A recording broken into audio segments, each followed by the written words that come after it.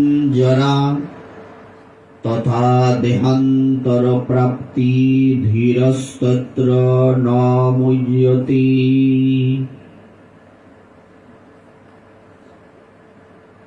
देहिर देह जेभावे कौमार যৌবন ও জরার মাধ্যমে তার রূপ পরিবর্তন করে চলে, মৃত্যুকালে তেমনি ওই দেহি অর্থাৎ আত্মা এক দেহ থেকে অন্য কোনো দেহে দেহান্তরিত হয়।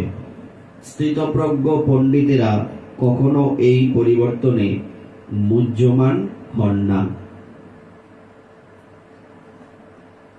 परमेश्वर भगवान लीला पुरुषोत्तम परमानंद चिन्मूर्ति अखिल ब्रह्मांड नायक श्री श्री राधा मुरारी मोहन लाल जीवर अपार अनुकंपाय अद्यकार এই তৃতীয় দিবসের ভাগবতীয় কথায় অংশগ্রহণকারী সমস্ত ভক্ত বৈষ্ণব মণ্ডলী এবং আমার ভক্তিমতী মাতৃমণ্ডলীরা প্রত্যেকের শ্রীচরণ কমলে জানাই অগণিত দণ্ডবত প্রণতি এবং গৌর প্রীতি ও শুভেচ্ছা। শ্রীমদ্ ভগবদ গীতার দ্বিতীয় অধ্যায় 13 সংখ্যক শ্লোকে ভগবান একটি গুরুত্বপূর্ণ কথা বলেছেন। সেখানে উনি স্পষ্টতই বর্ণনা করেছেন দেহির দেহ। দেহি আর দেহ কি? দেহি মানে দেহের মধ্যে যে থাকে তাকে বলে দেহি। যেমন ব্যবসা, ব্যবসায়ী, যিনি ব্যবসা করেন তাকে বলে ব্যবসায়ী। তো দেহ আর দেহি কি? দেহ মানে আমাদের শরীর, আর দেহি মানে এই শরীরের মধ্যে যে থাকে তাকে বলে দেহি। আমাদের দেহটা আবার দুই প্রকার, একটা স্থূল দেহ আর একটা হচ্ছে সূক্ষ্ম দেহ। স্থূল দেহ আমাদের এই ইন্দ্রিয় সমূহ, যেগুলি চক্ষু, কর্ণ, নাসিক, জিহ্বা, ত্বক, এইসব দেহ, এইসব আমাদের শরীরের অঙ্গ প্রত্যঙ্গ, ইন্দ্রিয়। আর সূক্ষ্ম দেহ, সেখানে আছে মন, বুদ্ধি এবং অহংকার। আমরা যখন মৃত্যুবরণ করি তখন আমাদের এই যে দৃশ্যমান দেহ, যেগুলি এই যে আমাদের ইন্দ্রিয় রয়েছে, এই দেহটা কি নশ্বর, এটা নষ্ট হয়, ধ্বংস হয়। কিন্তু আমাদের ভিতরে আরেকটা দেহ আছে, এটা হচ্ছে সূক্ষ্ম দেহ। ওই দেহটার কোনো ক্ষতি হয় না। ওই দেহটার মধ্যে কি কি আছে? মন, বুদ্ধি আর অহংকার। তো আমরা আমাদের মৃত্যুর পর আমাদেরকে যখন সর্বভোগ বা নরক ভোগ করানো হয়, তখন ওই দেহটার মধ্যে প্রবেশ করিয়ে তারপরে ওই যেখানে পাঠানোর সেখানে পাঠানো হয়। আর তাহলে আমরা বুঝলাম দেহ আর দেহি কি। দেহ মানে এই যে দেহ, এই যে একটা দেহ, ভিতরে আরেকটা দেহ। তো এই দেহের মধ্যে দেহি হচ্ছে আমি, অর্থাৎ আত্মা। তো দেহ এবং দেহির মধ্যে পার্থক্য আছে, দুইজন কিন্তু এক নয়। দেহের কোনো মূল্য থাকে না যদি এর মধ্যে দেহি না থাকে, অর্থাৎ আত্মা না থাকলে ওই দেহটার কোনো মূল্য থাকে না। মূলত যত কিছু আমরা দেখতে পাচ্ছি এই জগতে, এই দেহের সাথেই সংগঠিত হয়, আত্মার সাথে কিছুই হয় না। এটা তো আমরা সবাই জানি। ভগবান গীতাতে বলেছেন যে কি ভাষাংশী জিন্নানি, যেমন করে কোনো আমরা যখন পোশাক পরি, সেই পোশাকটা যখন ছিঁড়ে যায় বা নষ্ট হয়ে যায়, তখন সেই পোশাকটা অকেজো, এটা আমরা ফেলে দিয়ে নতুন একটা পোশাক গ্রহণ করি। তেমনি এই দেহটা হচ্ছে দেহির জন্য, আত্মার জন্য একটা পোশাক। আত্মার জন্য ওই দেহটা একটা পোশাক। ওই যখন দেখা যায় এই দেহটা অকেজ, এই দেহটা দিয়ে আর কোনো কাজ হবে না, তখন এই দেহটাকে ছেড়ে দেহি অর্থাৎ আত্মা আমি চলে যাই। এই জন্য বলছে দেহির দেহ যেভাবে কৌমার, যৌবন এবং জরা, আমরা প্রথমে ছোট থাকি ছেলেবেলা, তারপরে যৌবন কাল, তারপরে বৃদ্ধকাল আসে, তো এইভাবে রূপ পরিবর্তন করে। ছোটবেলার রূপ আর মধ্য বয়সের রূপ এবং বৃদ্ধকালের রূপ, তিনটা রূপের মধ্যে কিন্তু পার্থক্য আছে। যদিও ব্যক্তি একই, কিন্তু তার একটা পরিবর্তন হয়। তো আমরা একটা পরিবর্তনের মাধ্যমে এগিয়ে যাই। পরিবর্তনই সংসারের নিয়ম। রূপ পরিবর্তন করে চলে। মৃত্যুকালে তেমনি ওই আত্মা এক দেহ থেকে অন্য কোনো দেহে দেহান্তরিত হয়। তো স্থিতপ্রজ্ঞ পণ্ডিতেরা কখনো এই পরিবর্তনে দুঃখ পান না। কারা দুঃখ পান? যারা দেহের স্বরূপ জানে না, আত্মার স্বরূপ জানে না, তারা দুঃখ পায়।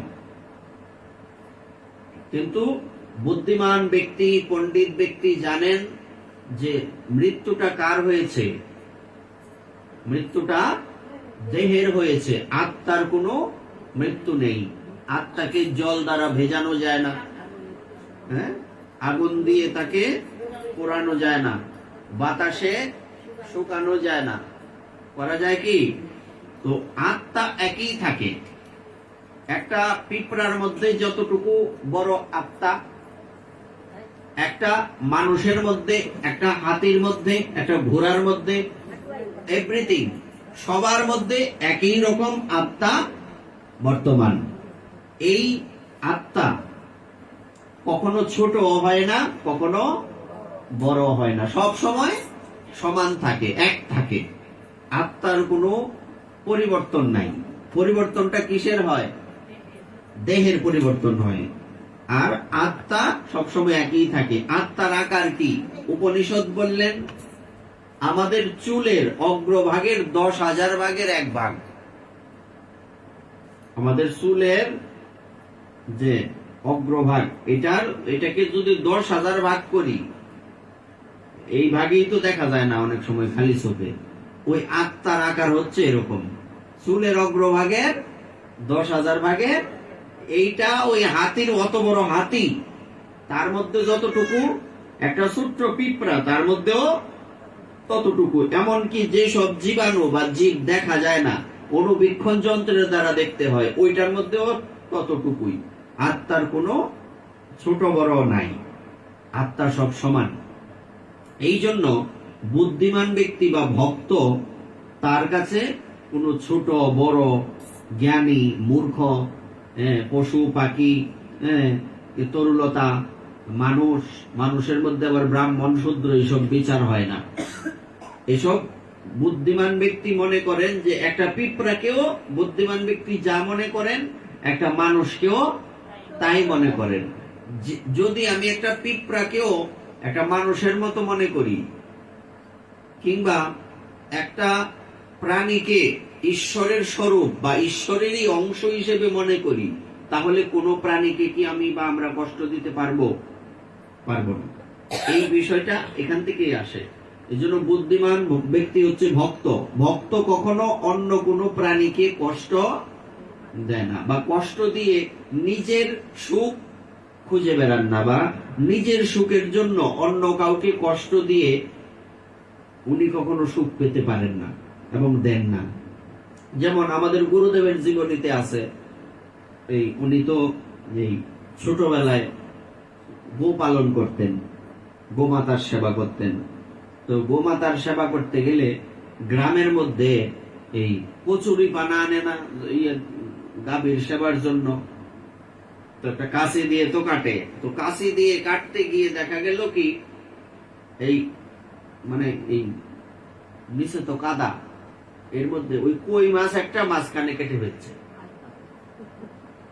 ওনারা আবার বংশগত, জন্মগত, পরম্পরাগত সাধু। বাবা বলছেন যে আমরা আমিষ তো দূরের কথা, সিদ্ধ চাল খাইলে কেমন লাগে আমরা জানি না। বিষয়টা দেখেন তো, বলছে আমিষ তো দূরের কথা, সিদ্ধ চাল খাইলে কেমন স্বাদ এটা আমরা জানি না, কোনোদিন আমরা সিদ্ধ চালও খাইছি না। তো উনি যখন ভুলে এই কাজটা করলেন, এই কথাটা কোথা থেকে শুনছি, আমরা যখন বাবার জন্মস্থানে গেলাম, তো ওখানের এক চেয়ারম্যান উনি এই ঘটনাটা বলছে,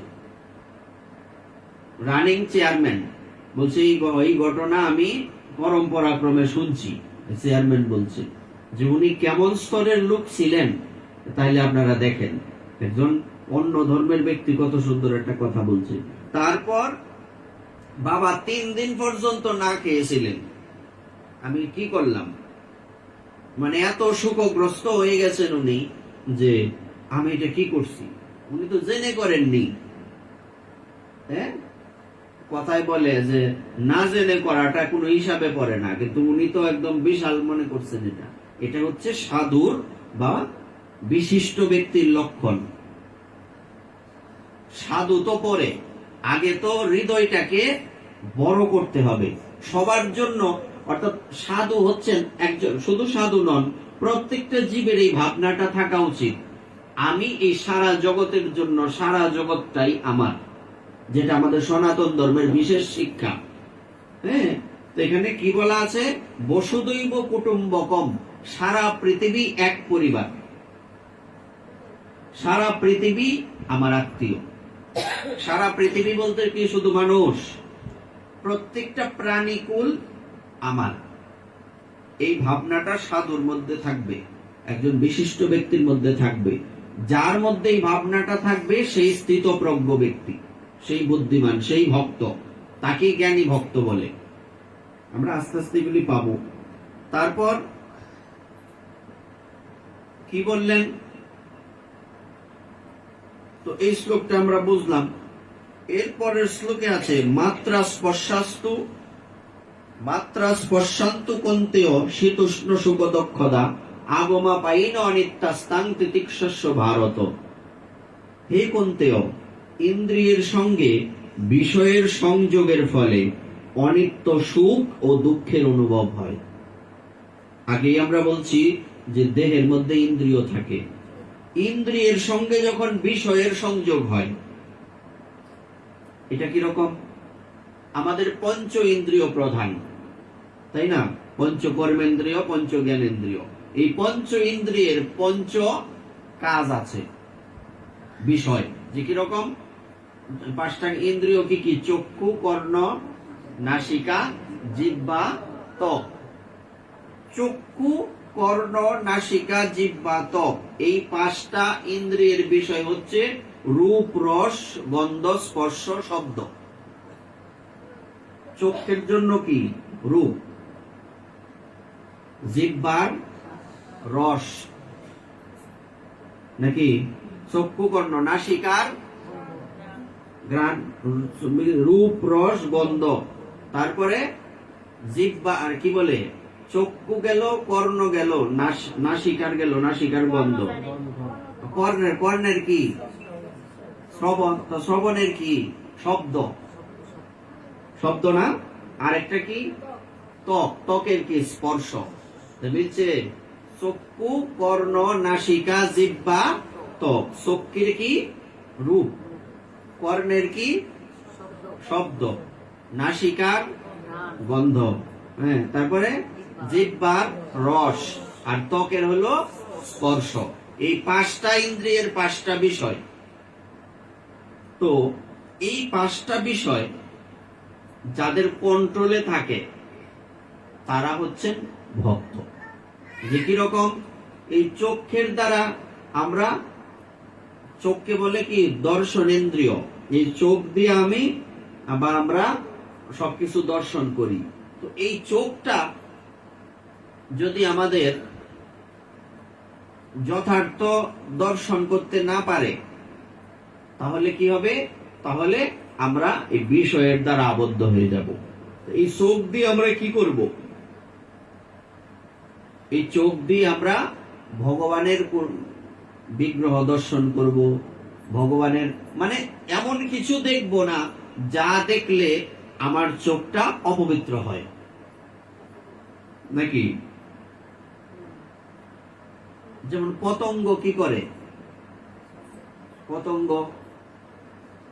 পতঙ্গ যখন আগুন দেখে, দেখার পর সে কি ঝাঁপ দিয়ে আগুনের মধ্যে পড়ে। তো যদি আমরা এই চোখটাকে যথার্থ জায়গায় লাগাতে না পারি, তাইলে আগুনে ঝাঁপ দেওয়ার সমান কিনা?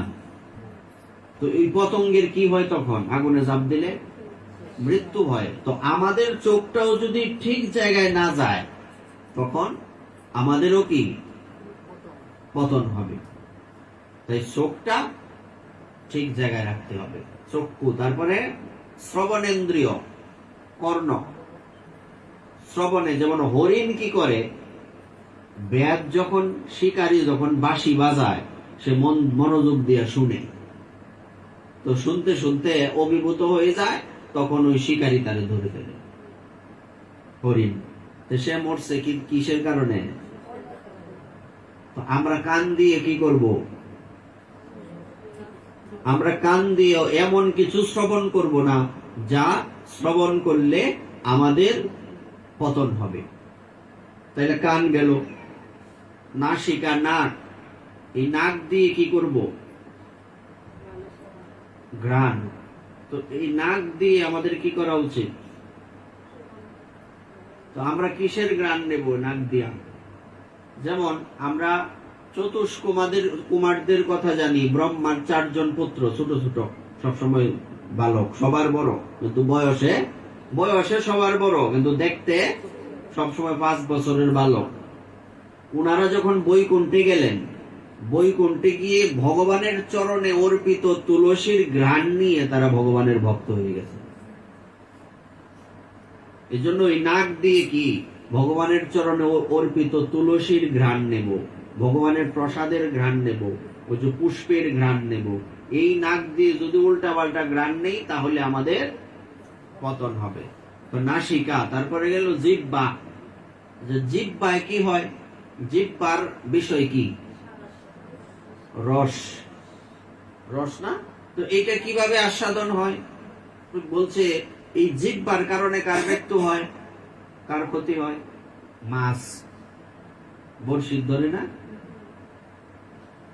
বড়শির মধ্যে তার মনে করে তার খাবার, কিন্তু এটা তার মৃত্যুর ফাঁদ। তো যে ব্যক্তি এই জিহ্বা দিয়ে ভগবানের প্রসাদ ছাড়া অন্য অখাদ্য কুখাদ্য গ্রহণ করে, তার জন্য ওই খাবারগুলি হলো একটা মৃত্যুর ফাঁদের মতো। বুঝছে? এই জন্য বলছে ইন্দ্রিয়ের সঙ্গে বিষয়ের সংযোগের ফলে অনিত্য সুখ ও দুঃখের অনুভব হয়। আমরা সুখ দুঃখ কিসের জন্য পাই? এই ইন্দ্রিয়গুলি ঠিক জায়গায় লাগাতে পারি না বলে। তারপরে কি আরেকটা কি রইল? ত্বক। স্পর্শে কি হয়? যেমন হাতি পৃথিবীর মধ্যে অনেক বড় না প্রাণীটা, এটাকে কি মানুষ কন্ট্রোল করার কথা? তার কিভাবে কন্ট্রোল করে? একটা হাতিকে ধরতে, আর একটা পুরুষ হাতিরে ধরতে একটা মেয়ে হাতি, আর মেয়ে হাতিরে ধরতে একটা পুরুষ হাতিরে দিয়ে ফাঁদ পাতা হয় জঙ্গলে নিয়ে।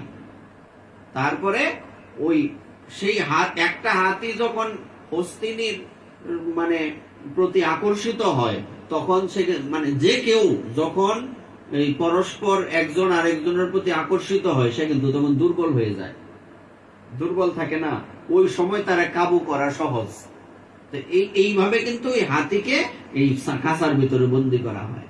তো আমরা যদি আমাদের যথার্থ এই ইন্দ্রিয়গুলিকে যথার্থ জায়গায় লাগাতে না পারি, তাহলে কি হবে? আমরা এইভাবে আমাদের পতন হয়ে যাবে।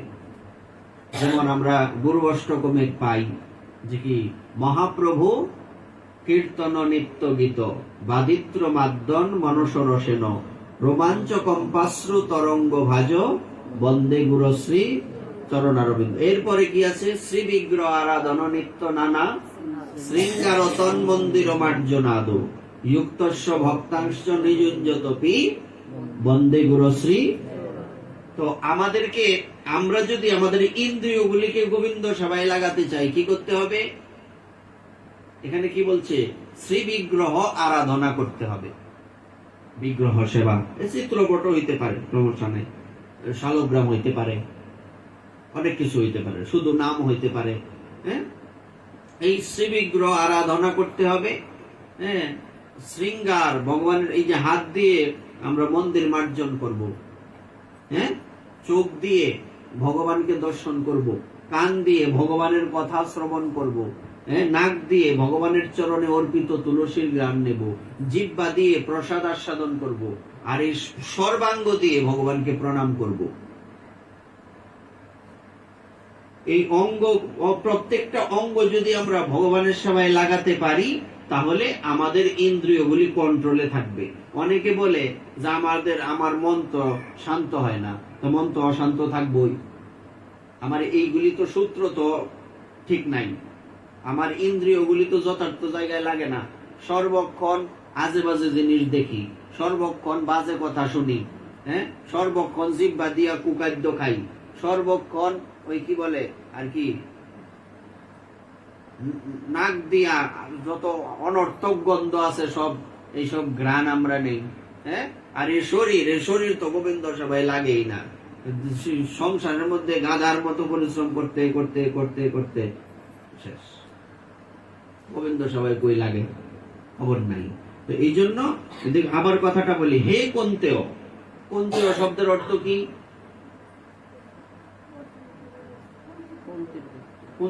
কুন্তী দেবীর পুত্র, তাই তার নাম কুন্তেয়। হে কুন্তেয়, ইন্দ্রিয়ের সঙ্গে বিষয়ের সংযোগের ফলে অনিত্য সুখ ও দুঃখের অনুভব হয়। কেন? আমরা যখন এই চোখ দিয়ে খারাপ কিছু দেখি, তখন কি মনে হয় না সুখ হইতাছে? কিন্তু এই সুখটা মূলত সুখ না, ওই যে ইয়ের মতো, মাছের মতো, সে মনে করতেছে এটা খাবার, কিন্তু আদতে সেটা তার মৃত্যুর ফাঁদ। এটা কোনো খাবার না, বর্ষিটা হইলো তার মৃত্যুর ফাঁদ।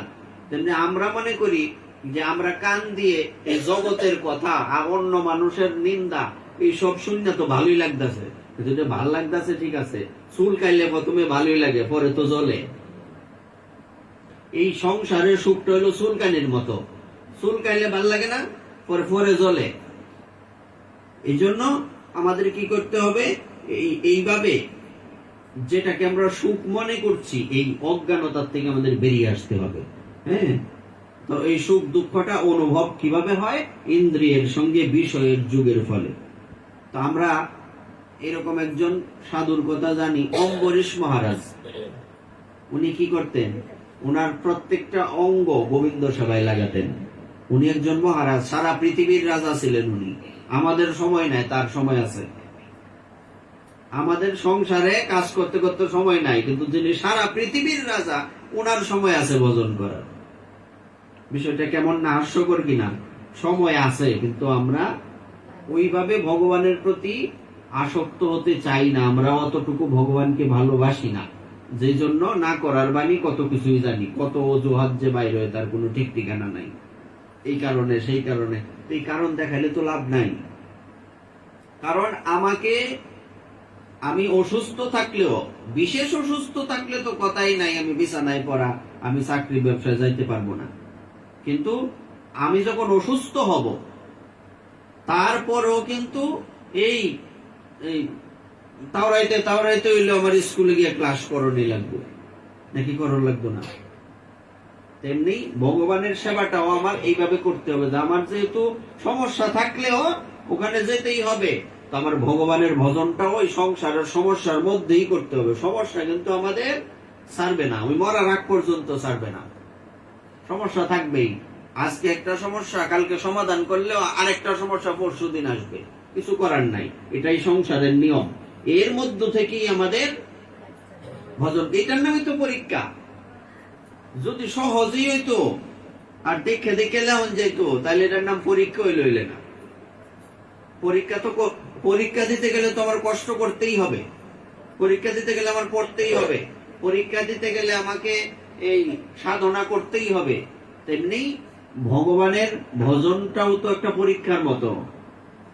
কি ওইটাও আমি করতে পারবো যদি আমার যথেষ্ট ইচ্ছা শক্তি থাকে।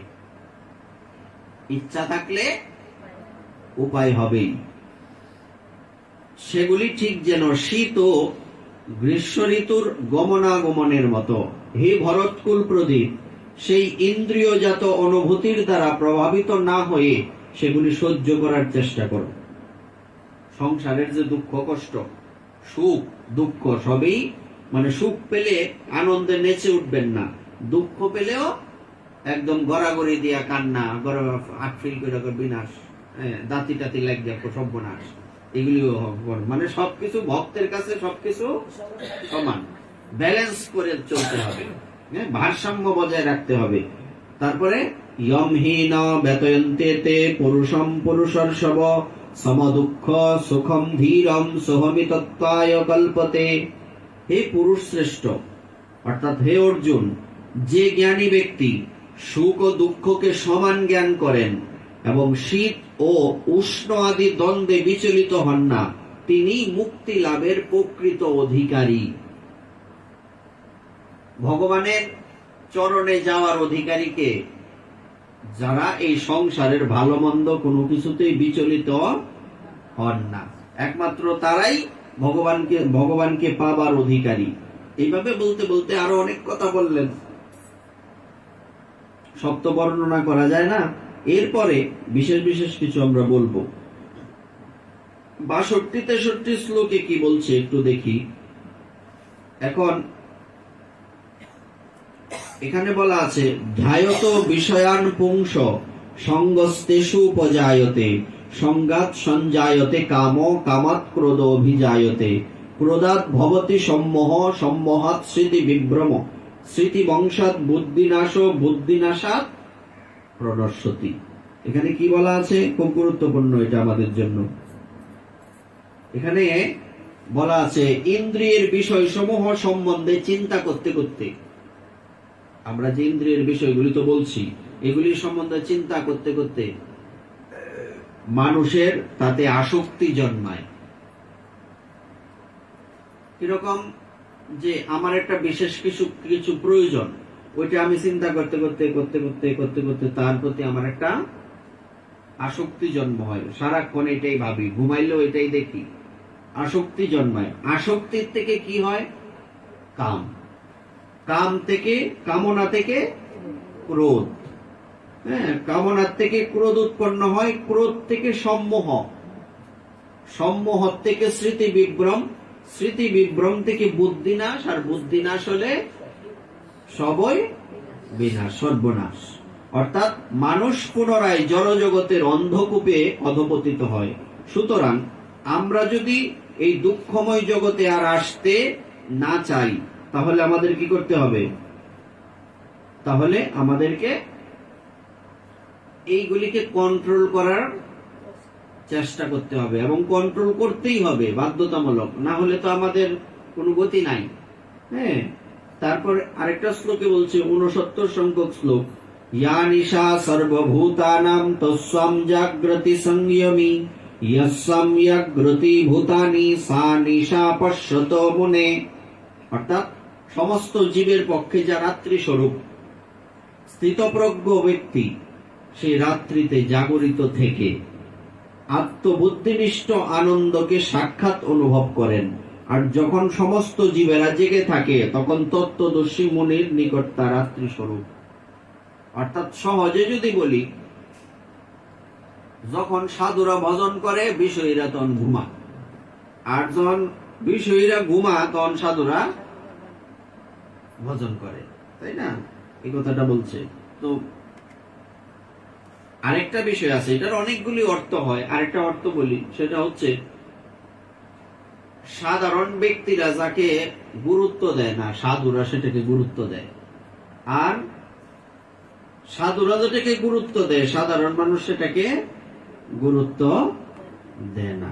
এটা একটা মারাত্মক বিষয়। এইভাবেই আস্তে করে আমাদের শ্রীমদ ভগবত গীতার 2য় অধ্যায়ের বিশ্রাম হলো। 3য় অধ্যায়ে যদিও সবকিছু আমরা বলতে পারি না, আমরা কিছু কিছু কথা বলার চেষ্টা করছি।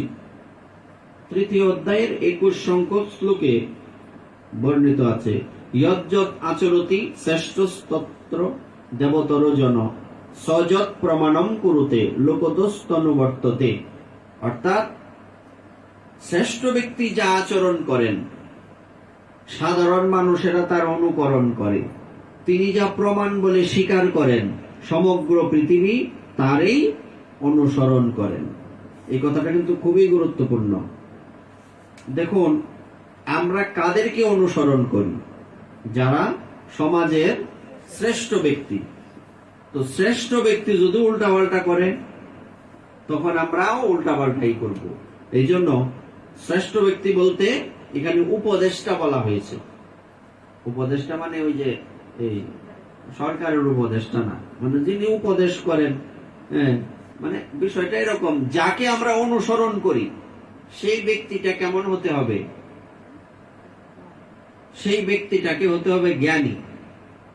আমি যদি অন্ধকে অনুসরণ করি তাহলে আমাকে খাদের মধ্যে পড়তেই হবে।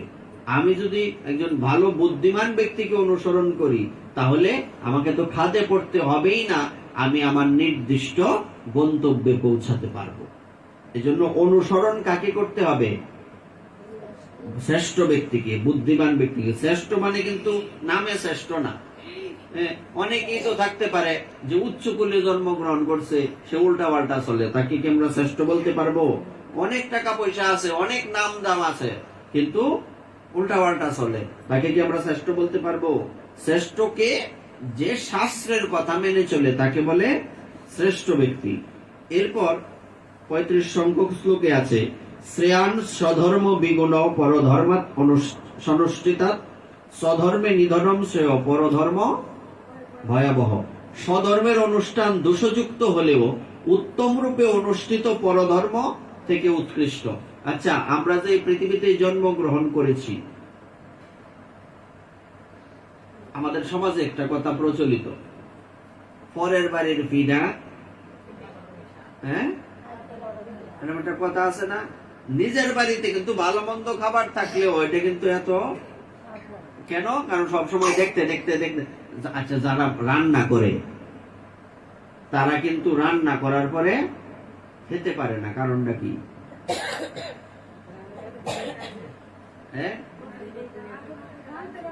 রানতে রানতে অর্ধেক ভোজন হয়ে যাগা,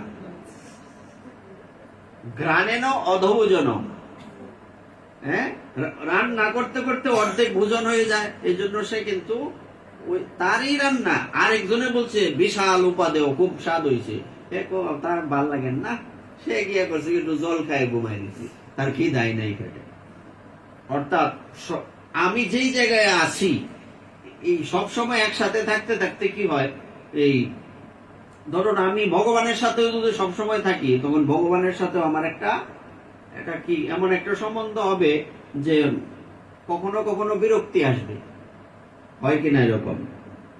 এরকম হয় যে আপনি এমন একজন ব্যক্তির সাথে থাকেন, সে চতুর্দিকে সবাইকে সব সমস্যার সমাধান করে দেন, কিন্তু এই আপনার সাথে সে থাকে তো আপনি তার মর্যাদা করেন না। মানে একটা কথা বলে কি, গঙ্গার পার যার বাস সে কিন্তু গঙ্গার মহিমা জানে না, দূর থেকে গিয়া গঙ্গা স্নান করে তার মহিমা মানে বুঝতে পারে, তার গঙ্গার প্রতি একটা আলাদা ভালোবাসা। তেমনি আমি যে ধর্মে জন্মগ্রহণ করছি, এটার মধ্যে থাকতে থাকতে যে এটার দোষগুলি বেশি আমার চোখে পড়ে, কিন্তু বাইরে ওই যে পরের বাড়ির পিডামিডা বেশি। তখন পরে না, আর ধর্মে কোনো সমস্যা নাই, এই ধর্ম ঠিক, আমরার ওই ধর্মে অগল বেজাল করছে। আদতে এই কথা সত্যি হই না, কথা আসলে এই কথাটা কিন্তু সত্যি না। মূলত বিষয়টা হচ্ছে এর মধ্যে থাকতে থাকতে আমরা অভক্তি লেগে পড়ছে। সমস্যা যে কত এটা চতুর্দিকে এই দেখলেই বোঝা যায়। আমরা তো আনন্দে আছি, আজ পর্যন্ত কোনো এই কি বলে তাদেরকে, এই কোন শিব ভক্তরা ত্রিশূল লয়ে আমরা বৈষ্ণবরা মারতে আইছে না, কিংবা মা কালীর ভক্তরা খড়গ লয়ে আমরা দৌড়াইতে আইছে না। কিন্তু অন্যান্য এমন অনেক ধর্ম আছে, একই ধর্মের মানুষ একজন আরেকজনের বোমা মাইরে উড়াই দিতেছে। সুতরাং কোন ধর্ম আর কি ভালা মন্দ এইসব ধর্তব্য না, ধর্তব্য হচ্ছে আমি যে ধর্মে জন্মগ্রহণ করছি এটা আমার কাছে শ্রেষ্ঠ। এই যে বলছে, এই কথাগুলো বোঝা গেছে তো? বলছে স্বধর্মের অনুষ্ঠান দোষযুক্ত হলেও, দোষযুক্ত তো হইবই, দেখতে দেখতে দেখতে দেখতে নিত্যি গঙ্গা, এইরকম উত্তম রূপে অনুষ্ঠিত পরধর্ম অপেক্ষা শ্রেষ্ঠ।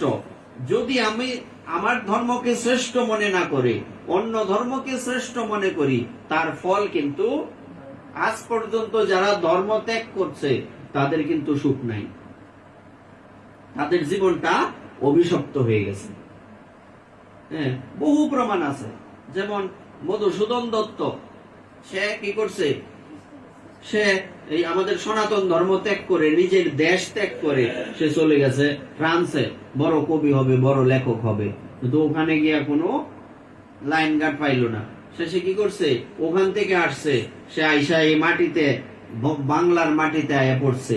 হ্যাঁ, সে তখন দুঃখ করে বলছে যে আমি কই গেলাম, আমি বলছে কি পদ্মবনকে ছেড়ে আমি কোথায় গেলাম, শৈবালের দিঘির মধ্যে গিয়া পড়ছি। শৈবাল মানে শ্যাওলা, শ্যাওলারে আমি মনে করছি পদ্মের থেকে বেশি গুরুত্বপূর্ণ। কিন্তু আমার এই বঙ্গের মধ্যে, হে বঙ্গ ভান্ডারে তব বিবিধ রতন, এই বঙ্গের মধ্যে যে এত দামি জিনিস আছে এটা আমি বুঝতে পারলাম না। সে তো সবচেয়ে বড় প্রমাণ। সুতরাং নিজের দেশ এবং নিজের ধর্মই সমস্ত দেশ এবং সমস্ত ধর্মের থেকে শুধু শ্রেষ্ঠ না, সর্বশ্রেষ্ঠ, এটা মাথায় রাখতে হবে। আর স্বধর্ম সাধনে যদি মৃত্যুও হয় তাও ভালো, মঙ্গলজনক। কিন্তু অন্যের ধর্ম অনুষ্ঠান করা কি, সেটা হচ্ছে বিপজ্জনক। এরপরে 35 সংখ্যক শ্লোকের পরে 36 কি আছে, এখানে বলছে, অর্জুন বললেন, হে পার্ষ্ণেয়, মানুষ কার দ্বারা চালিত হয়ে অনিচ্ছা সত্ত্বেও যেন বলপূর্বক নিয়োজিত হয়ে পাপ আচরণে প্রবৃত্ত হয়। আমি তো পাপ করতে চাই না, কিন্তু কে জানি আমারে পাপ করায়। হ্যাঁ, শ্রী ভগবান উবাচ, ভগবান বলছেন এবার যে কে পাপ করায়, কাম এস ক্রোধ এস রজগুণ সমুদ্ভব মহাসন মহাপাপমা বিদ্যেনম ইহ বৈরিনম। অর্থাৎ পরমেশ্বর ভগবান বললেন, হে অর্জুন, রজগুণ থেকে সমুদ্ভূত কামই মানুষকে এই পাপে প্রবৃত্ত করে এবং এই কামেই ক্রোধে পরিণত হয়। কাম সর্বগ্রাসী ও পাপাত্মক, কামকেই জীবের প্রধান শত্রু বলে জানবে। তো আমাদের সবচেয়ে বড় শত্রুকে এই কাম। অগ্নি যেমন ধোঁয়ার দ্বারা আবৃত থাকে, ধূমের দ্বারা, ধূম মানে ধোঁয়া। দর্পণ যেমন ময়লার দ্বারা আবৃত থাকে, কোন আয়নার মধ্যে যদি ময়লা পড়ে মুখ দেখা যায়, আবৃত থাকে। গর্ভ যেমন জরায়ুর দ্বারা আবৃত থাকে, তেমনি জীবাত্মা বিভিন্ন মাত্রায় কামের দ্বারা আবৃত থাকে। আমরা কেন ভজন করতে পারি না? বিভিন্ন কামনা বাসনার জন্য। কালকে বলছিলাম না পরশুদিন জানি, যে এই পৃথিবীতে সবচেয়ে সুখী কে, যার কিছু নাই। যার যত বেশি কামনা, ওষুধের যেমন মাত্রা আছে না, ডোজ আছে না, কম বেশি হয়তো বয়সের ভেদে কম বেশি হয়। কামের মাত্রা যত বেশি, যন্ত্রণা তত বেশি। মাত্রা যত কম, যন্ত্রণা তত কম। যার নাই তার তো যন্ত্রণাই নাই, এই কথা বলছে। আবৃতম, তারপর কি বলছে, কামরূপী চির শত্রুর দ্বারা জীবের শুদ্ধ চেতনা আবৃত হয়। এই কাম দুর্বারিত অগ্নির মতো চির অতৃপ্ত। হ্যাঁ, অনেকে বলতে পারে না এখন বয়স কম, এখন তো এইসব থাকবই, পরে আস্তে আস্তে সব ঠিক হয়ে যাবে। এটা কি হয়? মানুষ বইরা হইলে কি মন বইরা হয় নাকি? মন তাহে সবসময় যুবকই তাহে। তেমনি কেউ যাতে আমরা এটা না ভাবি যে একটা সময় হইবে, একটা সময় আবার কিভাবে হয়। ছোটবেলার থেকে অনেকে আপনারা বলতে পারেন যে ছোট ছোট ছেলে মেয়েরা এরা এখন পড়বো, এখন এসে কি উঠতো, এরা খেলবো পড়বো, এখনো তো এরার কাম নাই। যে কইবো এর মতো মূর্খ আর পৃথিবীত নাই। এখন থেকে তারা যদি সব না শিখে, পরবর্তীতে ওই আপনার মতো এই যে খেলতাছি রে, এই কেনে প্রসাদ বুঝিও না, তাড়াতাড়ি ও বকতে বকতে কইতে কইতে ময়দা সেফায় পড়তাছে, এরপরে ওইটির পরিবর্তন হয় না। এইটা ওই বিলার আড্ডি হয়ে যাবে। হ্যাঁ, কিন্তু এখন থেকে যদি এরা ঠিক মতো শিখে, তাইলে কিন্তু এই সমস্যাটা আর হবে না। এই কথাটাই এই শ্লোকের মধ্যে আছে। শুধু পইরা গেলে হইতো না, অনেকের মস্ত এই বিষয়গুলি, কিন্তু এইভাবে হবে না। এখানে কি বলছে, কত সুন্দর কথা। কি বললেন এখানে ভগবান? যে কাম হচ্ছে দুর্বারিত অগ্নির মতো চির অতৃপ্ত। এটার অর্থ কি?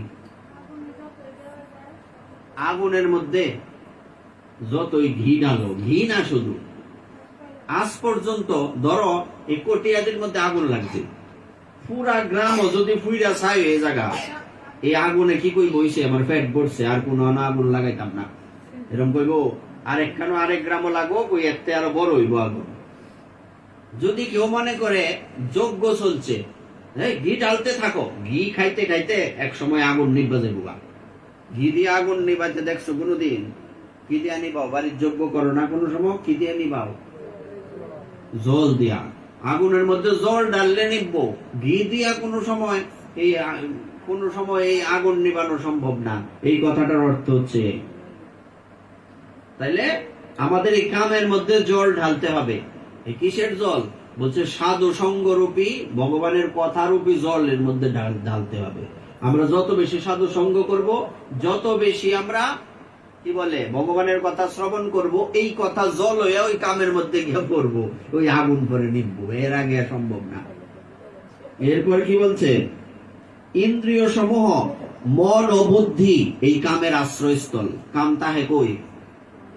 এই যে আমরা পাঁচটা কথা বললাম, পাঁচটা, রূপ, রস, শব্দ, গন্ধ, স্পর্শ, হ্যাঁ, এই পাঁচটা বিষয়। তারপর হচ্ছে মন। কাম তাহে কোন? মন ওই সবার শত্রু, এটাও আছে তো করে।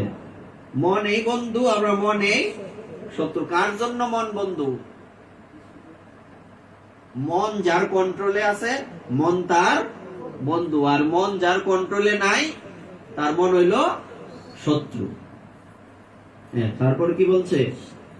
আর হচ্ছে বুদ্ধি। মন, বুদ্ধি আর ইন্দ্রিয় হচ্ছে কামের আশ্রয়স্থল।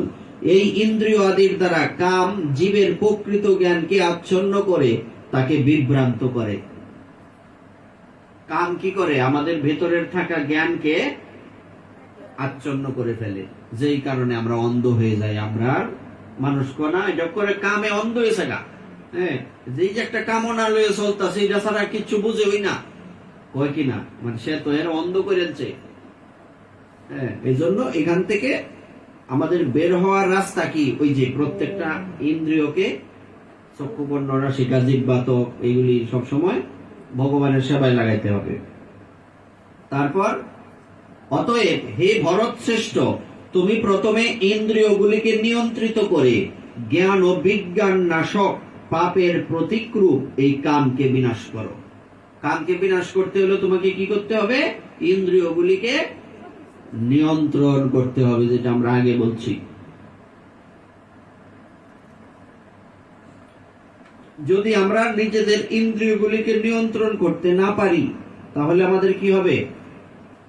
আমাদের এত সুন্দর মানব জীবনটা ধ্বংস হয়ে যাবে, আর কাজে লাগবে না।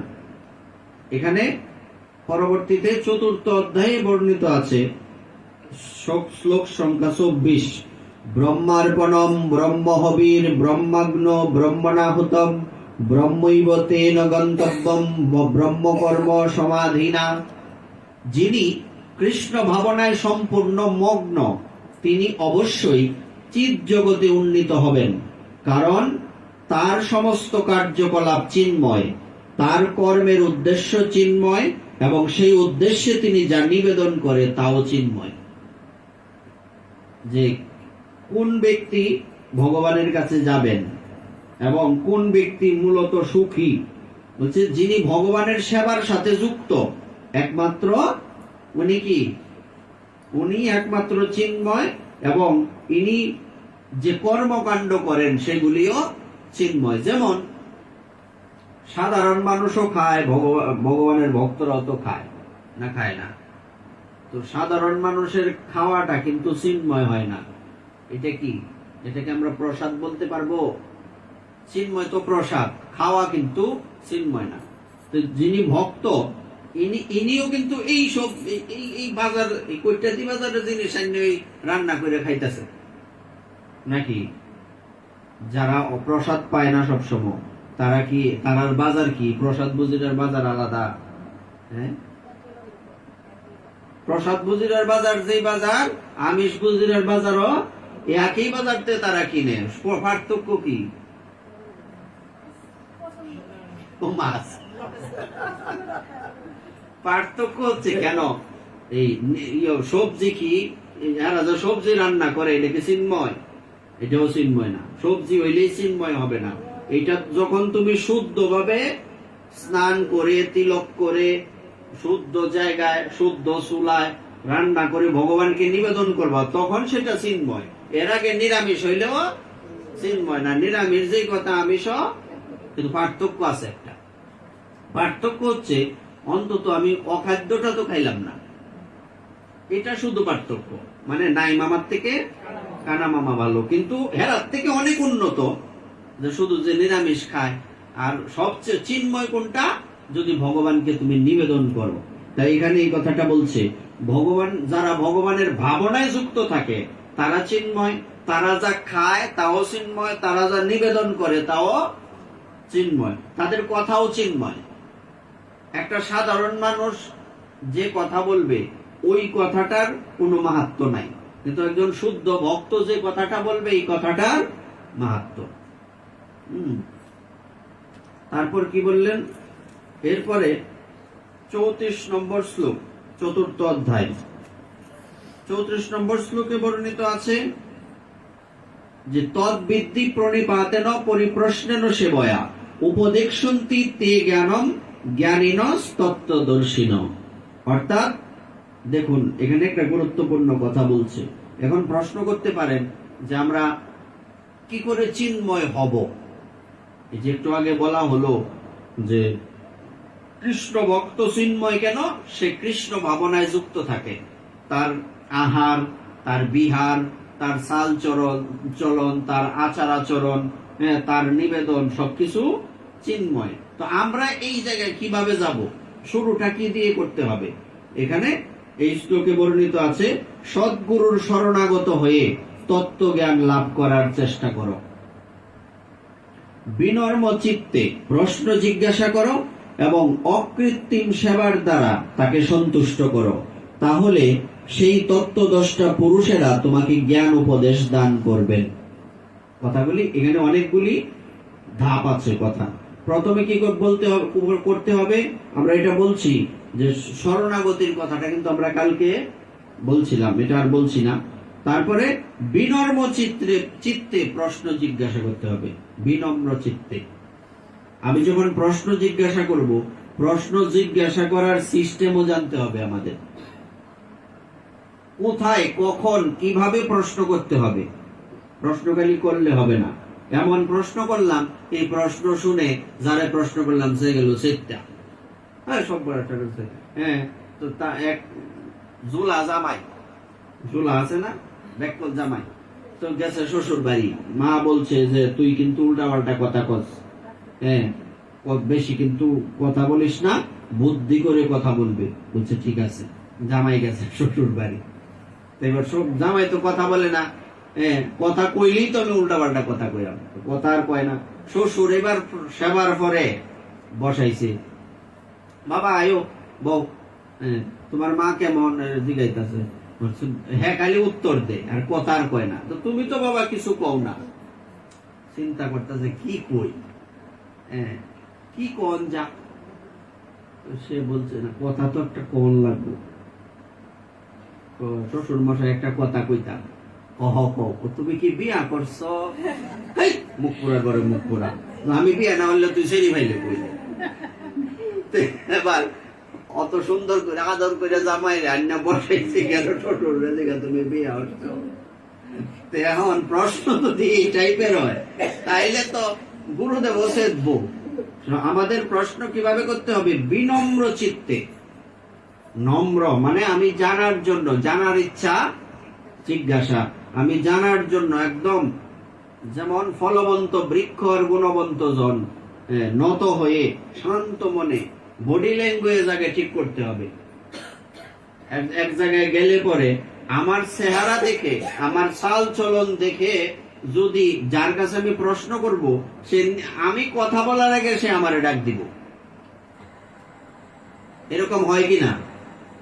কিন্তু এমনও দেখা যায় যে আমি গেলাম প্রশ্ন করতে, কিন্তু আমার বডি ল্যাঙ্গুয়েজ, আমার আচার আচরণ দেখে আমার আর সুযোগই দিল না, এরকম হবে। সুতরাং আগে নম্রতা শিখতে হবে। নম্রতা হচ্ছে সাধুর বা ভালো ব্যক্তির একটা বিশেষ গুণ, বিশেষ বৈশিষ্ট্য। তারপর কি বলছে? অকৃত্রিম সেবার দ্বারা। অকৃত্রিম সেবা কি? আর্টিফিশিয়াল সেবা করলে হবে না। যেমন আমরা বেশাসন বা কোনো এই ইভেন্টের কাজ করে না মানুষে, বিয়ের অনুষ্ঠান বা বিশেষ অনুষ্ঠানে, তো এই ফুলগুলি কি আর্টিফিশিয়াল ফুল? অরিজিনাল ফুল কি না। এই ফুল কি গোবিন্দ চরণে দিতে পারবা? এটা সাজানো যাবে, এটা গোবিন্দ সেবায় লাগবে না। তেমনি আমাদের হৃদয়ের যে ভাবটা, আমার যে সেবা করার বাসনাটা, এটা যদি ওই আর্টিফিশিয়াল ফুলের মতো হয়, তাহলে কিন্তু এটা সেবা হবে না, এটা লোক দেখানো সেবা। লোক দেখানো সেবা হলো ওই আর্টিফিশিয়াল ফুল।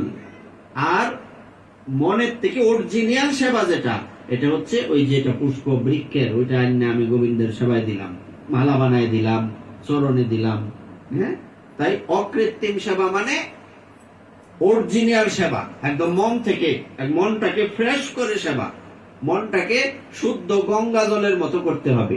তাহলে ওই ব্যক্তির সেবাটা, আসলে সাধুরা তো আর আমাদের মতো না, তাদের চিন্তাধারা অনেক উন্নত। তাদের সেবা আমরা করতে গেলে আমাদের মনে কি ভাবনা, এটা তারা দেখলেই বুঝতে পারবে। আর যদি বুঝতে নাও পারে তাও কোনো বিষয় না, বুঝতে না পারলেও ভগবান তো জানে আমার মনে কি আছে, সুতরাং আমার এই সেবাটা এলাও হবে না। এজন্য ভগবান বলছেন প্রশ্ন জিজ্ঞাসা করো এবং অকৃত্রিম সেবার দ্বারা তাকে সন্তুষ্ট করো, একদম শ্রদ্ধা সহকারে সেবা। তাহলে সেই তত্ত্বদ্রষ্টা পুরুষেরা তোমাকে জ্ঞান উপদেশ দান করবেন। যেমন শ্রদ্ধা ছাড়া সেবাটা কি? লবণ ছাড়া তরকারি। সহজে বোঝা যাবে, মনে থাকবে যে শ্রদ্ধা ছাড়া সেবা কি?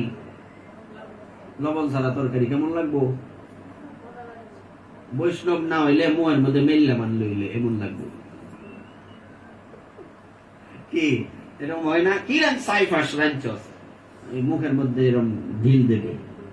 এই জন্য বলছে শ্রদ্ধাযুক্ত সেবাটা হচ্ছে অরিজিনাল, লবণ যুক্ত, সুন্দর হাট বাট, সুন্দর মতো রান্না, শ্রদ্ধা সহকারে। তাহলে তত্ত্বদ্রষ্টা পুরুষেরা তোমাকে কি করবে? জ্ঞান উপদেশ করবে, নতুবা জ্ঞান উপদেশ কখনোই করবে না। তারপর এরপরে কি বলা আছে? আচ্ছা, জ্ঞান কারা লাভ করতে পারে? কারা জ্ঞান লাভ করার অধিকারী? বেশি দক্ষিণা দিলে জ্ঞান বেশি পাইতে না? হ্যাঁ, জ্ঞান লাভের অধিকারটা কার? এখানে বলছে জ্ঞান বা শ্রদ্ধাবান লবতে জ্ঞানম তৎপর সংযতেন্দ্রিয় জ্ঞানম লব্ধা পরাম শান্তি মচিরে নাদি গচ্ছতি। অর্থাৎ সংযত ইন্দ্রিয় এবং তৎপর হয়ে চিন্ময় তত্ত্ব জ্ঞানে শ্রদ্ধাবান ব্যক্তি এই জ্ঞান লাভ করেন। সেই দিব্য জ্ঞান লাভ করে তিনি অচিরেই পরা শান্তি প্রাপ্ত হন। শ্রদ্ধাবান ব্যক্তি হচ্ছে জ্ঞানের অধিকারী, শ্রদ্ধাবান জন হন ভক্তির অধিকারী। এজন্য একটা কীর্তন আছে, দেখবেন এই ভক্তি বিনোদ ঠাকুরের, জানি নদীয়ার গোদ্রমে নিত্যানন্দ মহাজন। পরে কি বলছে? পরে কি? পরের শ্লোকটা, পরের লাইনটা কি বলছে? শ্রদ্ধাবান জনহে কারে ডাক দিছে? সবাইরে কইছে? লাডে? হ্যাঁ, লাডে কইছে না, বলছে শ্রদ্ধাবান জন হচ্ছে এই নাম পাওয়ার অধিকারী। শ্রদ্ধাবান জন হে শ্রদ্ধাবান জন পাতিয়াছে নাম হট্ট নদিয়ার গোদ্রমে। যার শ্রদ্ধা আছে একমাত্র সেই ব্যক্তি জ্ঞান লাভ করতে পারবে। অতএব হে ভারত, তোমার হৃদয়ে যে অজ্ঞান প্রসূত সংশয়ের উদয় হয়েছে তা জ্ঞান রূপ খড়গের দ্বারা ছিন্ন করো। খড়গের দ্বারা যেমন মাথা কাটচালা না, মা দুর্গা কালী, হ্যাঁ, কূপ দিলে মাথা করে ছিটটা গিয়া এনে দেওয়া পরে, হ্যাঁ, মানুষ এরকম করতে পারে। আমি যদি মানুষের একটা গলা কাটতে লাই কেমন হইব? একটা ফাডার গলা কাটলে যেই কথা একটু আমরা আগে কইছি না, আর একটা মানুষের গলা, একটা ফিফরার গলা কাটা, মানুষের গলা কাটা একই কথা। সুতরাং মানুষ এটা করতে পারবে না, এটা মা কালী করতে পারবো, অসুর বিনাশ করতে পারবো। মা কোনোদিন ফাডা বিনাশ করছে কিনা আমরা পাই না কোনো জায়গায়। পাইছো? আচ্ছা, বলছে তোমারও একটা খর্গ থাকতে হবে। এই খর্গটার নাম কি? জ্ঞান। জ্ঞান রূপী খর্গের দ্বারা অজ্ঞান রূপী ফাডার মাথাটা কাটো। কয় না বলি দেও, কে রে বলি দিতা কইছে? দেখছ, এটা মানুষে কইতার বা বলি দেওয়ার কথা কইছে। তো কি বলি দিতা কইছে? অজ্ঞানতাকে, অজ্ঞানতা রূপী গলাটা কাটো। এই দেহের গলাটা কাটটা ফেলাই দাও, তাহলে তুমি যোগাশ্রয় করে যুদ্ধ করার জন্য উঠে দাঁড়াও। কোন যুদ্ধ করতা? ধর্মযুদ্ধ। এইভাবেই চতুর্থ অধ্যায়ের বিশ্রাম। পরবর্তীতে পঞ্চম অধ্যায়। পঞ্চম অধ্যায়ের নাম কি কও? কও, পঞ্চম অধ্যায়ের নাম কি? কর্ম সন্ন্যাস যুগ। কর্ম সন্ন্যাস যুগের 17 সংখ্যক শ্লোকে বর্ণিত আছে কি? যার বুদ্ধি ভগবানের প্রতি উন্মুখ হয়েছে, যার বুদ্ধি আর এদিক ওদিক ডালে খালে দৌড়ে না, ভগবানের চরণ পর্যন্ত, ভগবানের সেবা পর্যন্ত যার বুদ্ধি উন্মুখ হয়েছে, মন ভগবানের চিন্তায় একাগ্র হয়েছে, নিষ্ঠা ভগবানের দৃঢ় হয়েছে, এবং যিনি ভগবানকে তার একমাত্র আশ্রয় বলে গ্রহণ করেছেন, জ্ঞানের দ্বারা তার সমস্ত কলুষ সম্পূর্ণরূপে বিধৌত হয়েছে এবং তিনি জন্ম মৃত্যুর বন্ধন থেকে মুক্ত হয়েছেন। জন্ম মৃত্যুর বন্ধন থেকে কে মুক্ত হয়েছেন? প্রথমে বলছে যার বুদ্ধি ভগবানের প্রতি উন্মুখ হয়েছে। যার বুদ্ধির মধ্যে খালি আসে, বুদ্ধি খাটায়। কি বুদ্ধি? কি করলে ভগবান খুশি হইব সারাদিন ভাবে। কি করলে আমার ব্যাংকের টেহা বাড়বো, এটা না। কি করলে আমার ভগবান খুশি হবে, এই চিন্তাটা সবসময় ভক্ত করেন। কালকে তো এইরকম সিঙ্গার দিছিলাম, আজকে একটু আনকমন করলে কি হয়?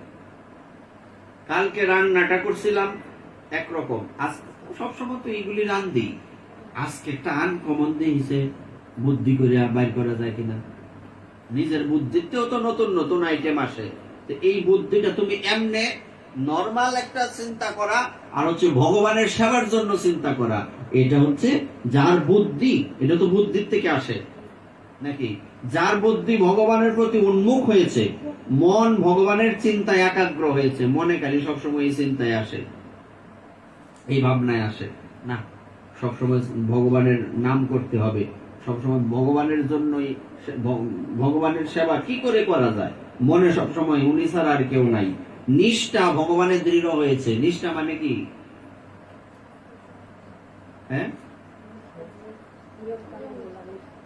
নিষ্ঠা মানে হলো হাত ধইতে ধইতে হাতের মধ্যে ঘা বানায় লাগা, এটার নাম হলো নিষ্ঠা।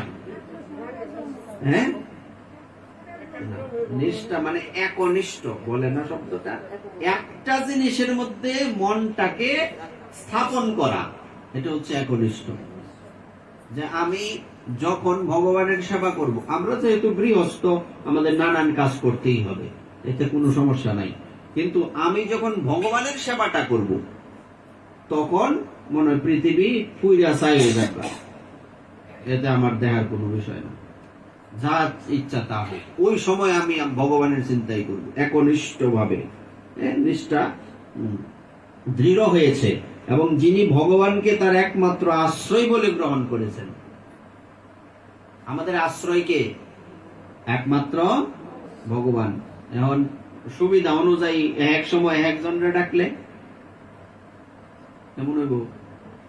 না গো, আমরা সবার পূজা করি, সবার পূজা আমরা চারটা, তো অপরাধ, বিশাল অপরাধ হইব, এরকম কয় কিনা অনেকে। তো অত মানুষের সেবা করে, অত দেব 33 কোটি দেব দেবতা, 33 জন যদি কই সেবা করতার বা করলে প্রতিদিন করো, দেখবা সিংহাসন ভর্তি চিত্রপট, হ্যাঁ, জগন্নাথ, নৃসিংহদেব, ভগবান রামচন্দ্র, লক্ষ্মী, আবার একটা কোনার মধ্যে ছোট্ট ভাস্কর মধ্যে তো রাখছে লক্ষ্মী দেবীর, একটা গট বয়াইতেছে ফস্তে ফস্তে আম পাতার অবস্থা খারাপ।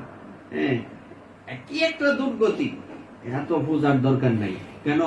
আমাদের শাস্ত্রে কি বলছে? রাধারানীর থেকে সমস্ত লক্ষ্মীর উদ্ভব। আলগা কইরা আবার লক্ষ্মী দেবীর পূজা কেন? তুমি লক্ষ্মী রূপে রাধারানীর সেবা করতে পারো না? রাধারানী লক্ষ্মী না, লক্ষ্মী দেবী রাধারানীর থেকে এসছেন। সুতরাং আমার চিত্ত যে একনিষ্ঠ না, তার প্রমাণ তো এই দারুই পাইছি।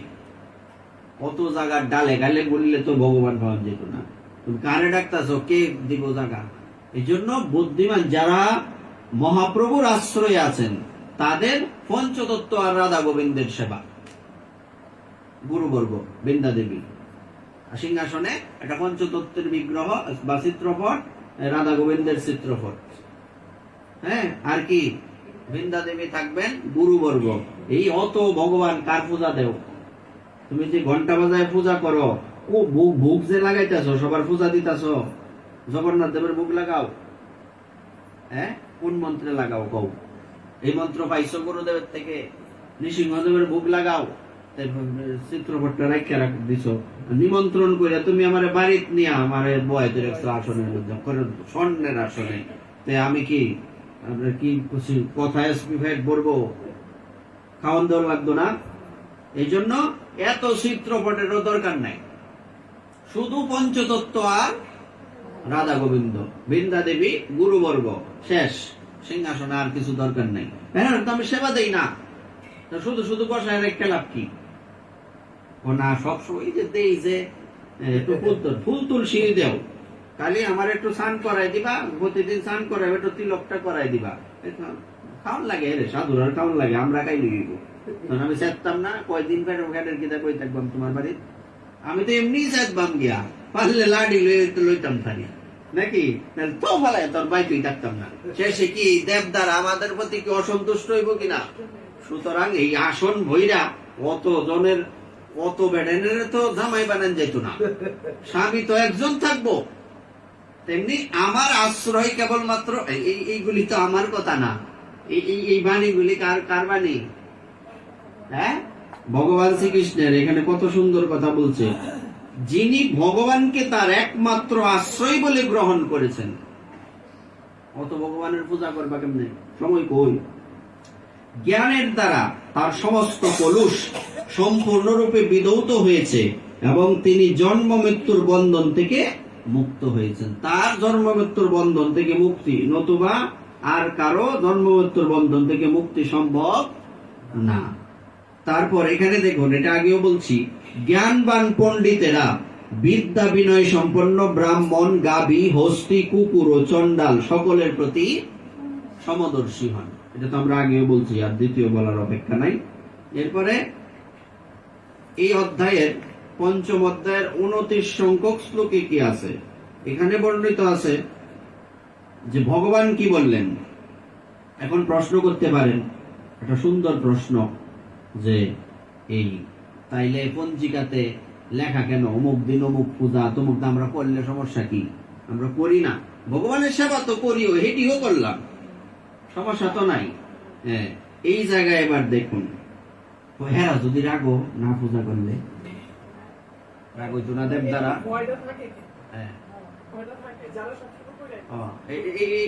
এই শ্লোকটার মধ্যে এটার উত্তর পাইবে, নোট করে রাখছি, চিন্তা নেই। এই বিষয়টা দেখো, না গো, আমরা আগের থেকে এই মনসা পূজা কইরা আইছি, যদি দিন ব্রত না করি, একাদশী তো মনসা পূজা করে, কি আক করলো বইছে, এই ভাড়ার মধ্যে এরম আছে, আমার এনে থাকা লাভ হইল কি? হ্যাঁ, দরকার। আমি থাকতেও যদি এই অঞ্চলের লোকেরা এই একাদশী ভাঙ্গা এই বিষ্ণুর পূজা করন লাগে, তা আমার তো মরণই দরকার, আমার তো থাকবার কোনো মানেই নাই। অনেকে ভাঙ্গে, এই ভাড়া তুই পাওয়া গেছে, আমি জানি কেটা, আমার কাছে সব খবর আছে। কথাটা তাইলে, যে ব্যক্তি সাপের মাথায় নৃত্য করে এই ব্যক্তি কি সর্প ভয় নিবারণ করতে পারে না? হ্যাঁ, আমার অত অনুদান লাগে কেন? তার মানে আমি দেব দেবীদেরকে ছোট করবো এমন তো না।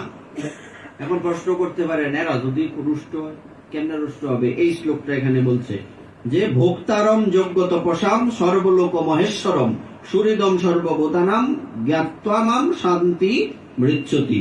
আমাকে সমস্ত যোগ্য ও তপস্যার পরম ভোক্তা, সর্বলোকের মহেশ্বর এবং সমস্ত জীবের সুহৃদ রূপে জেনে যোগীরা জড়জগতের দুঃখ দুর্দশা থেকে মুক্ত হয়ে শান্তি লাভ করেন।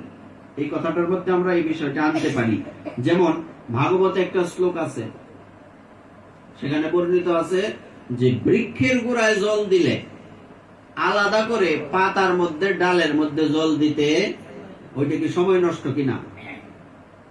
আরে সময় নষ্ট হোক, জল ডাললাম, এটা কি ব্যাককল না? সে ব্যাককল কিনা?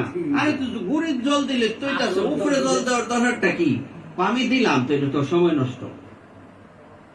কি কোনা উপরে ফাতারির মধ্যে দিলে ফাতারি বালু টালু হয়ে যেতে হয়, তো এটা পরিষ্কার হইব না। তো এটার জন্য একটা কথা বলছে যে যদি পেটকে খাবার দেওয়া হয়, উদরকে যদি খাবার দেওয়া হয়, তার সারা শরীর সন্তুষ্ট না? হ্যাঁ, আলগা করে কি চোখের মধ্যে কানের মধ্যে ডাল তরহারি রসা দেও কানের মধ্যে, এদের মধ্যে না দিলে সমস্যা। কানের মধ্যে রসা ডালো, রসা ছানার রসা, ছানা ধাক্কায়া গুতায়া এরকম কানের ভিতরে ঢুকাও, কেমন লাগবো? কেমন লাগবো? তুই যেমন অবস্থা হবে তেমনি ভগবানের আশ্রয় নেওয়ার পরেও সবাইকে ধরে রাখলে এরকম অবস্থাই হইব। কানের মধ্যে ছানা গুতায়া গোড়া, এটা চোখের ভিতরে ডাল।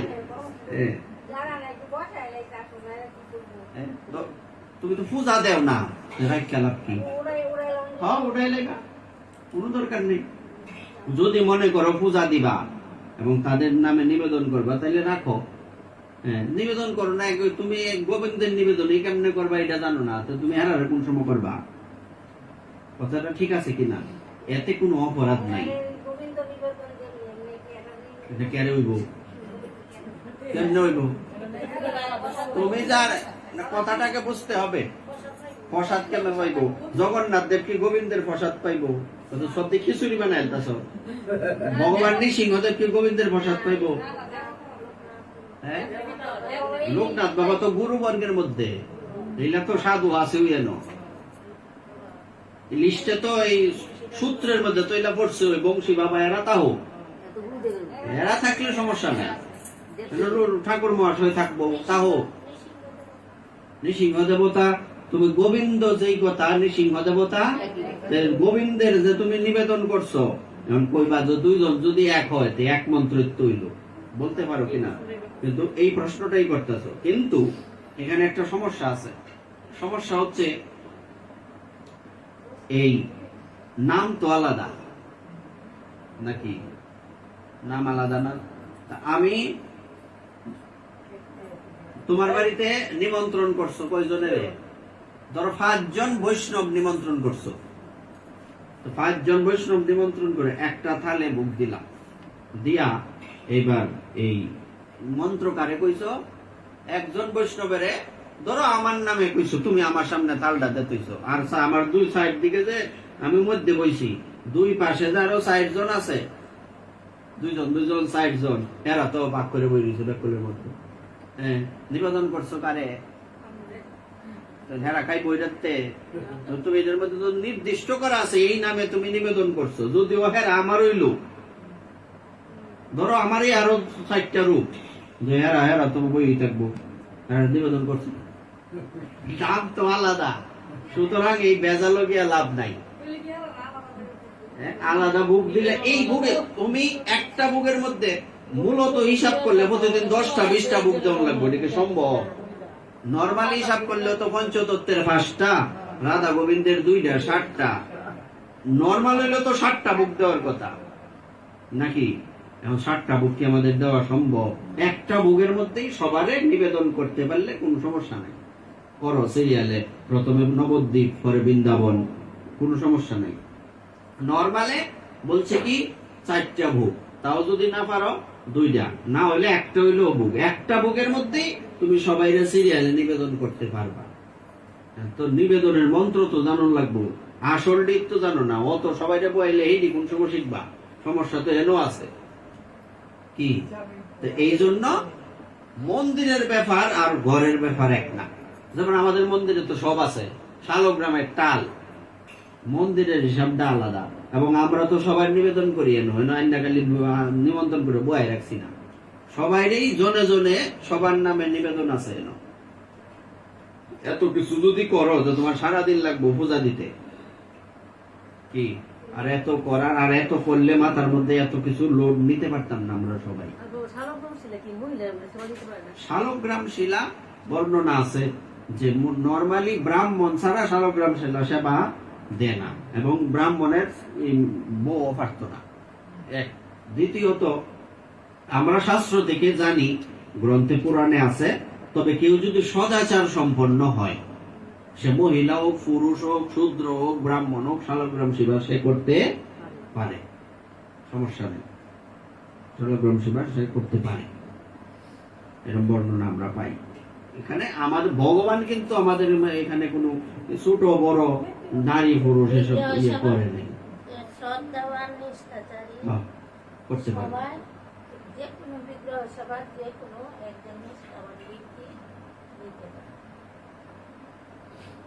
এই জন্য এখানে বলছে যে ভগবান বললেন যে আমি সর্বলোকের মহেশ্বর। সর্বলোকের মহেশ্বর অর্থ কি? যারা সবার পূজা করে এরা অর্থটা বুঝো। সর্বলোকের মহেশ্বর তার মানে ওই বৃক্ষের গুড়ায় জল দিলে যেমন সারা বৃক্ষই সন্তুষ্ট থাকে, পুষ্ট হয়, উদরকে খাবার দিলে যেমন আলাদা করে বিভিন্ন ইন্দ্রিয়গুলিকে সে খাবার দিতে হয় না, এমনি সারা শরীর সন্তুষ্ট হয়, তেমনি একমাত্র গোবিন্দের সেবা করলে সবার সেবা এমনিতেই হয়ে যায়, আলাদা করে করার দরকার পড়ে না। তার মানে তাদেরকে আমরা অপমানও করতেছি না, তাদেরকে আমরা ছোট ভাবতেছি না, কারণ গোবিন্দের মধ্যেই তো সবাই। এক একজন দেব দেবী হচ্ছেন গোবিন্দের এক একটা অঙ্গ। আমি যখন গোবিন্দের সেবা দিচ্ছি তো এই অঙ্গগুলি কি পাইতেছে না? এই জন্য একনিষ্ঠ কিভাবে আমরা হতে পারবো? যখন আমাদের এই সেবাটা এই পঞ্চতত্ত্ব রাধা গোবিন্দ বৃন্দা দেবী আর গুরুবর্গের মধ্যে, ওই গুরুবর্গের মধ্যে ওই যে কইছো না বংশী বাবা, এই বাবা লোকনাথ, এই যে আর কি কইছো ঠাকুর মহাশয়, সব এরার মধ্যে পড়ছে, এটা আলাদা বিষয়।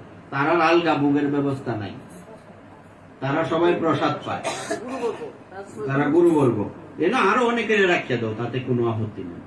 অন্য আরেকজনের গুরুদেব রাইনারা, তোমার ছেলের গুরুদেব আলাদা হইতে পারে না, তাদেরকেও রাখতে পারবা, কিন্তু মূল বিষয়বস্তু আমাদের রাখতে হবে পঞ্চতত্ত্ব রাধা গোবিন্দ। এই কথাটা এখানে বলছে, আমাকে সমস্ত যজ্ঞ ও তপস্যার পরম ভোক্তা, সর্বলোকের মহেশ্বর এবং সমস্ত জীবের সুহৃদ রূপে জেনে যোগীরা জড়জগতের দুঃখ দুর্দশা থেকে মুক্ত হয়ে শান্তি লাভ করেন। আমরা যদি শান্তি লাভ করতে চাই আমাদের এইভাবেই চলতে হবে। এই বলে আজকে এই শ্রীমদ্ ভগবদ গীতার আলোচনার এখানেই বিশ্রাম। শ্রী গুরু নিতাই গৌর সীতানাথ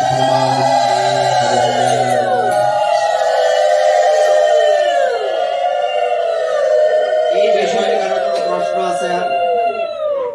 আর কোন প্রশ্ন? যে বিষয়গুলি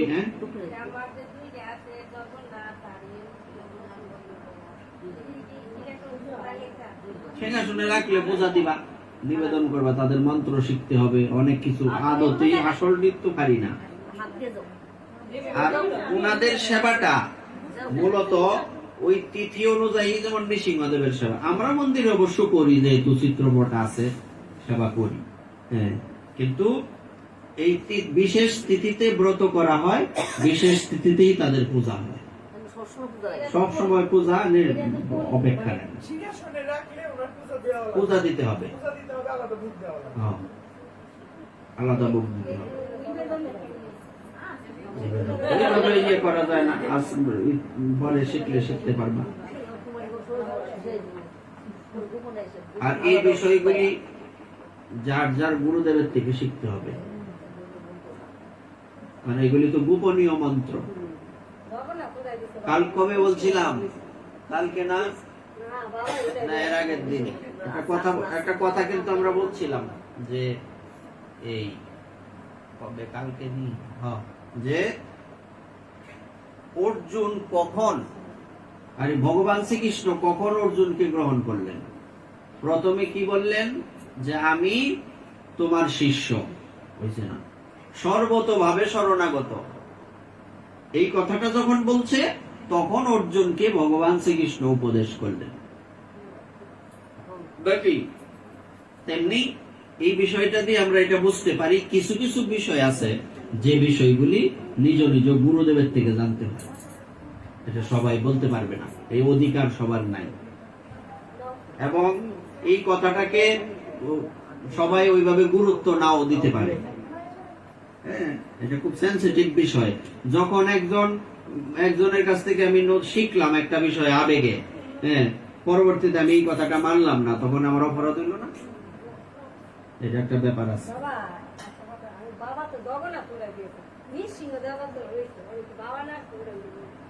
এটা বাবা বসাইছে না, আমি বসাইছি।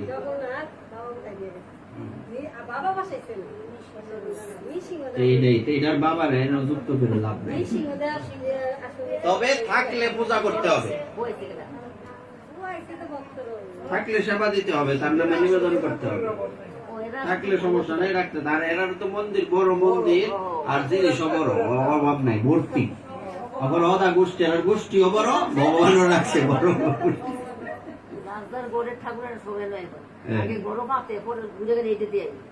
মানে পঞ্চতত্ত্ব দেবেন 5 জন না, একই তো গিয়েও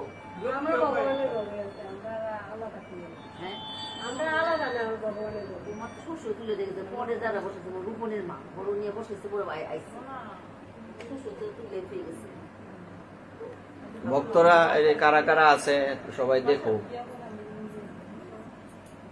নাহলে কই বুকালি হ্যাঁ এই দেখা একটু ভক্ত কারা আছে দেখা না। হ্যাঁ, আর এইভাবে যদি মাঝে মধ্যে এই অনুষ্ঠানের আয়োজন করা হয়, তাহলে তো আমরা আমাদেরও একটা চর্চা হয়, আর মানে ভক্তরা যারা নতুন কিছু জানতে পারে, ঠিক আছে কিনা? তো এই জন্য আমি মনে করি এই মাঝে মধ্যে এরকম একটা কিছু আয়োজনের দরকার। হয়তো সবসময় অনেকে ভাবে একটু খরচ হইব, প্রসাদ তো ফলও হইতে পারে, যেহেতু আমাদের ব্যবস্থা আছে, লোক আছে, এই জন্য আমরা এক একদিন এক একজনের একটু আজকের থেকে একটু অন্য টন্য যাই ব্যবস্থা করছে। এখন কেউ যদি মনে করে আমার বাড়ি তো 2 দিন 3 দিন পাঠের আয়োজন করলাম, হ্যাঁ, আমি ফল দিলাম, সমস্যা আছে? হ্যাঁ, সমস্যা আছে? সমস্যা নাই। এইভাবে করলে কিন্তু সবারই উপকার আছে।